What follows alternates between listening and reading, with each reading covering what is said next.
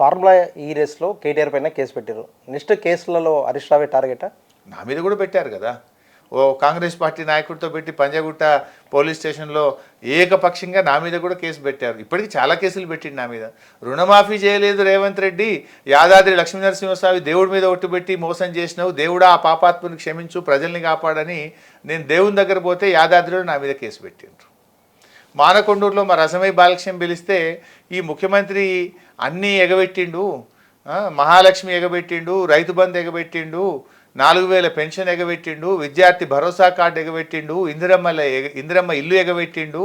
ఈయన యనుమల రేవంత్ రెడ్డి కాదు, ఈయన ఎగవేతల రేవంత్ రెడ్డి అన్న. ఎగబెట్టిండు కనుక ఎగవేతల రేవంత్ రెడ్డి అన్న. మానకొండూరులో కేసు పెట్టిరు నా మీద. అంటే నువ్వు ఎగబెట్టినవు అంటే కూడా కేసే. దేవుడా ప్రజల్ని కాపాడు, ఈయన రుణమాఫీ నీ మీద ఒట్టుబెట్టి మోసం చేసిండు అంటే ఆడ కేసే. పంజగుట్టలో కేసు పెట్టిండ్రు. ఇప్పటికీ 5-6 కేసులు పెట్టిండ్రు. ఈ కేసులకు భయపడే వాళ్ళం కాదు, మేము ఉద్యమాల నుంచి వచ్చినటువంటి వాళ్ళం.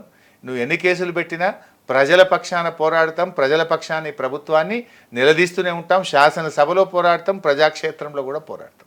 రైతు భరోసాని నిన్న 1 ఎకరం నుంచి కూడా రాష్ట్ర ప్రభుత్వం ప్రారంభించింది. ఇది రైతు ప్రభుత్వం కావాలని చెప్పేసి కూడా ప్రతిపక్షాలు రాదంతం చేస్తున్నాయంటూ కూడా వ్యవసాయ శాఖ మంత్రి అంటున్నారు. మీరు రైతు ప్రభుత్వం అయితే వానకాలం రైతు బంధు ఎందుకేలే? కరోనా వచ్చినప్పుడు కూడా రాష్ట్ర ఆదాయం నిల్, 45 రోజులు లాక్డౌన్, ఆదాయం నిల్లుంటే మంత్రుల జీతాలు ఆపి, ఎమ్మెల్యేల జీతాలు ఆపి, ఉద్యోగుల జీతాలు ఆపిండు. కానీ పాపం రైతులకు టైం మీద కేసీఆర్ రైతు బంధు ఇచ్చాడు. నువ్వెందుకు ఇవ్వలే వానకాలం? ఇప్పుడేం కరోనా లేదు, ఏం లేదు కదా. వానకాలం రైతు బంధు ఎందుకు ఇవ్వలే? 12,000 కోట్లు బడా కాంట్రాక్టర్లకు కమిషన్లు తీసుకొని బిల్లులు ఇచ్చిండ్రు. కానీ పేద రైతులకు వానకాలం రైతు బంధు ఎగ్గొట్టినావు. నువ్వు ఎట్లా రైతు ప్రభుత్వం అవుతావు? 15 ఆగస్టు వరకు రుణమాఫీ చేస్తా అని సగం కూడా రుణమాఫీ చేయలే. రుణమాఫీ ఎగ్గొట్టినందుకు నువ్వు రైతు ప్రభుత్వమా? వానకాలం రైతు బంధు ఇయ్యనందుకు నువ్వు రైతు ప్రభుత్వమా? పంటల బీమా చేస్తా అని బడ్జెట్లో చెప్పి 2 పంటలకు పంటల బీమా చేయకుండా మోసం చేసినందుకు నువ్వు రైతు ప్రభుత్వమా?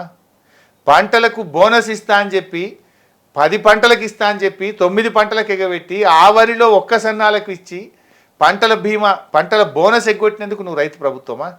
ఈ రోజుకు కూడా బోనస్ వల్లే ఇంకా ఊర్లలో మన రేవంత్ రెడ్డి గారి ప్రభుత్వం 2,500 కోట్లు బోనస్ ఇస్తామన్నారు పంటలకు.